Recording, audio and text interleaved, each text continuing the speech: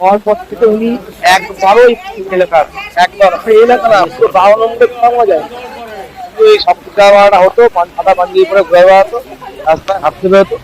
ওনার tango Bangra তোলাবাজি করতে আসতো, তার বাথরুম হয়েছে, তার পায়খানা হচ্ছে, কেউ একটু চাল ঠিক করছে, পয়সা দাও, হ্যাঁ এই করে বেড়াতো। কোনো উন্নয়নমূলক কাজ উনি করেনি, ড্রেন ঠিক করে, রাস্তা ঠিক করে, এমনকি পোস্টারে লাইট জ্বলতো না। আর মানুষ মানে মানুষকে কিভাবে হ্যারাসমেন্ট করতো সেটা ব্যবস্থা করতো।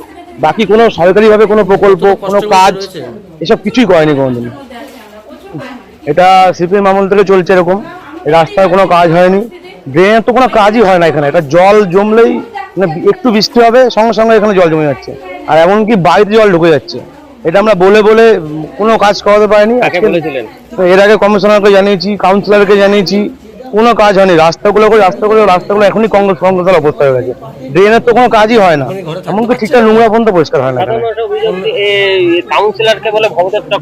উনি ঘর থেকে বেরোতে, উনি কে সে ওনার মুখই লোকে চেনে না এখানকার। ভবদেশ্বর চ্যাটার্জি কে, ব্যক্তিটা কে?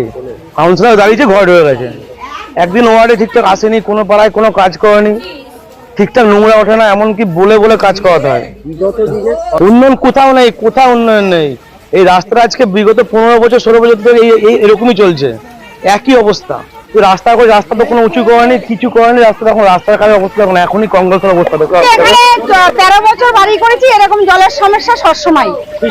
বৃষ্টি না হলেও এখানে আমাদের জল সবসময় হাঁটু সমানই থাকে। হ্যাঁ, ঘরের ভিতরে মানে গেট পর্যন্ত আমরা ওই ইট দিয়ে গেটে দিয়েছি, গেটের সামনেটা। এবারে আমরা এখানে বলেছিলাম যে মানে যারা ছিল তাদেরকে বলেছিলাম যে আমরা এরকম জলে ভাসবো। বলছে বিনা পয়সায় বাড়ি করছেন, জলে তো ভাসতেই হবে। তা আমি বললাম বিনা পয়সায় বাড়ি করেছি, তার মানে আমরা কি পয়সা দিয়ে করি নাই? বললো না, বললো এখানে লোকের জন্য কিচ্ছু করা হবে না, এরা ভোট দেয় না, এরা বিজেপিকে ভোট দেয়, আমরা এখান থেকে ভোট পাই না, ভোট দেওয়া হয় না। আপনি তো বলছেন যে আমাদের এই কয়টা ঘর নাকি আমরা ভোট দেই না, যার জন্য আমরা কখনো কোনো সুবিধা পাই না। জল পড়ে ভেসে গেছে, খোকন দাস এসছে, এখানকার যে কাউন্সিলর তারা এসছে, একটা পলিথিন চাইতে গেছি, আমাকে দেয় না, আমাকে ধুর করে তাড়িয়ে দিয়েছে। আমার একটা ছোট নাতি আছে, আমি জলে ওই যে আপনি চলুন, আপনি দেখবেন যে আমার বাড়ির কি পরিস্থিতি। দেয় নাই কেউ। তৃণমূল সরকারের আমলে কোনো কাজ হয় কিছু হয় না, আর ওনারা কোনো কাজই করে না। সেদিনকে মাটি তুলতে আসছিল, একটু মাটি তুলে চলে গেছে। কিন্তু এখন জলটা বেশি ছিল বলে ওনারা মানে মাটি তুলেছে। তাও এই বিজেপি সরকার এসে অনেকটাই কাজ করছে, অনেকটাই যে মাটি তোলা এসে দেখা।